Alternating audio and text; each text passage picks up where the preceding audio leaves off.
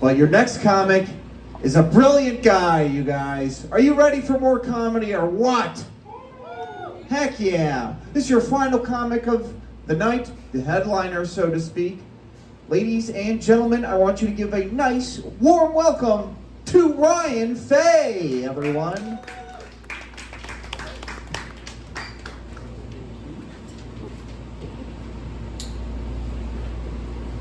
Hey guys, how we doing? Good to hear it. Wonderful. So I've been, I used to do comedy about 10 years ago, then gave up because a big self-confidence issue. Started getting back into it like 3 months ago, and my fiancé became like my biggest support and critic. She's sitting right back over there. She gave me this the courage to do all this. So then, like, as I was starting to do it, I told her, I don't want you to hold anything back. I want you to be my biggest critic. Let me know what I need to work on. And she took that shit to heart because she's my fiance. And this thing started turning out to like every single night. I'm like, how'd I do? And she's like, well, like, you could be funny. Like, like maybe make them laugh a little bit. I'm like, thank you, baby, thank you. Notes, good. Notes are good. I'm like, anything that you liked? And then, like, it took like 2 months for me to be like, build the courage to tell her, you can also say nice things about my set. She was like, oh yeah, I heard somebody else laugh during it, and that's good. I'm like, so did you like it? She'll be like, you're doing fun. You're fine. Everything's fun to watch. You're doing good. Like, thank you so much. But I think she gets that from her grandmother. I love her grandma. I've lost a lot of weight recently, and one of her grandmother's things is like she's very direct. She's from India, so like they just cut out the middleman of like beating around the bush. Like when I used to be closer to 300 pounds, I was carrying a bunch of boxes around the house and just sweating, just like huffing it, and like put the box down. Her grandmother like comes by and points at me and goes, maybe you should think about losing some weight. And just keeps going by, and I was like, that was the most direct thing I've ever heard from a parental figure in my entire life. Like my parents sometimes like, maybe don't, go for a walk. Like just say it like a beat around the bush, but she was like, you're pretty big, and you could lose some of that. And then like thank you. And I took that shit to heart and like developed an eating disorder, and now I have this body. It's wonderful. But yeah, I think I have only brothers. I used to only have nephews, like 3 of them. And now recently I had a niece, and she's 3. And with that, I've never experienced like mental manipulation. Like with my brothers, it's all like, let's beat the shit out of each other, and I'm like go have like a soda. Like who wants grape? Like I'll beat you for that grape. It's like, and then it's fine.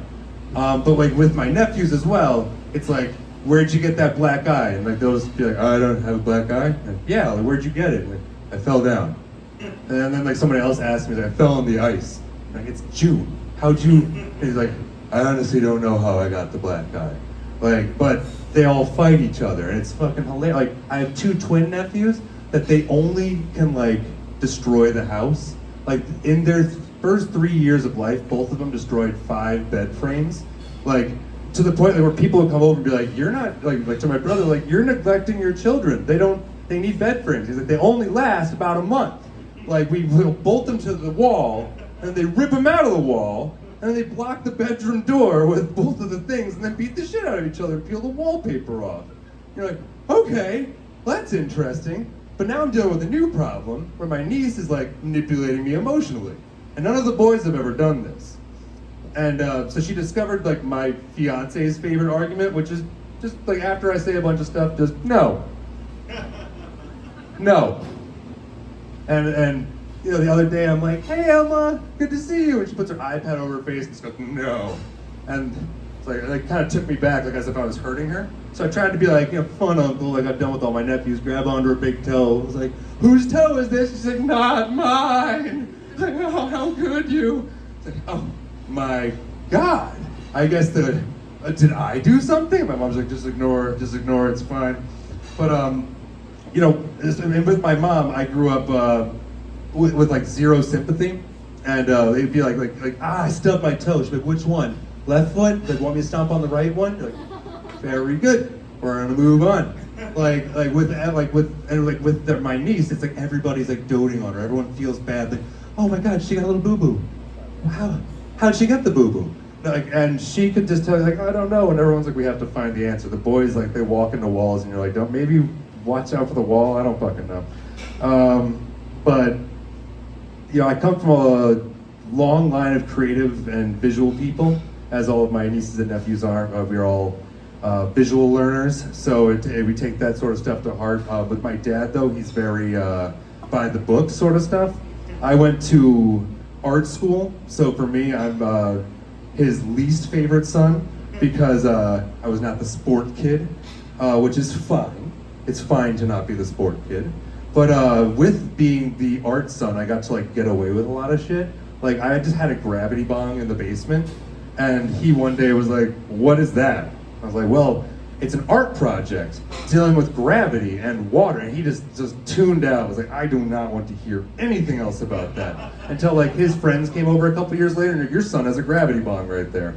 He was like, "What the fuck? That's an art project." I stopped listening after art project, and I was like, "I did that shit a lot. A lot of things were art projects. Let me tell you."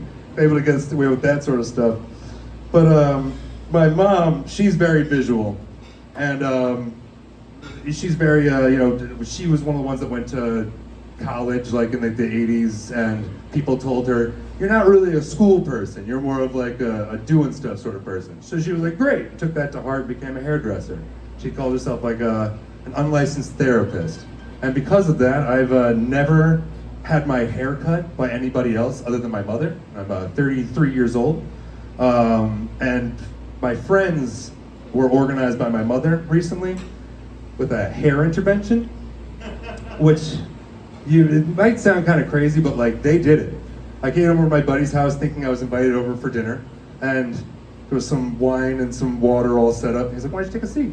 I was like, what's going on? He said, "Well, your mother contacted us recently, and you take a while between haircuts going back to New Hampshire. Sometimes it's 6 months, sometimes it's a year." I was like, "I don't know what you mean. I think I'm doing just fine. Sometimes I comb it out of the way." He was like, "Well, I think that we need to talk about getting a barber in New York City. This is a big deal for me." I was like, okay. I was like a little nervous about it. His wife comes in as we're talking about it. And all of a sudden, his wife is just like, "Did we talk to him about the hair?" I was like, "What do you mean, did we talk to him about the hair? Am I in an intervention right now?" My friend Jeff enters the room. He's like, "Did we talk to him about the hair? Does he know what's happening with the hair?" It's like, oh my God, how many people with the fucking hair? Are you guys fucking kidding me? And my mom calls up, to which I'm like, "Mom, if you need me to get a haircut at a barber, I'll do it. Why are you organizing this thing right now?" So I went to a barber once, and then for the past 5 years, I've continued going back to my mother. I just got my haircut by her last night, or 2 nights ago. She was 101-degree fever and deathly ill in bed. And I decided to ask her to cut my hair. And she was like, "We'd have to go into my salon." And I was like, "Mom, I'm a good son. I'll bring the equipment home for you. It's fine." And the bitch had the audacity to not line me up correctly in her fucking stupor. Anyway, enough about my mother and my family. You guys have been wonderful, and let's hear it for everybody that's been watching tonight. Here's your host.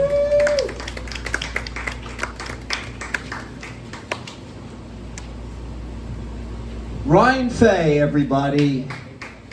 Keep it going for Ryan Fay. Come on, yeah.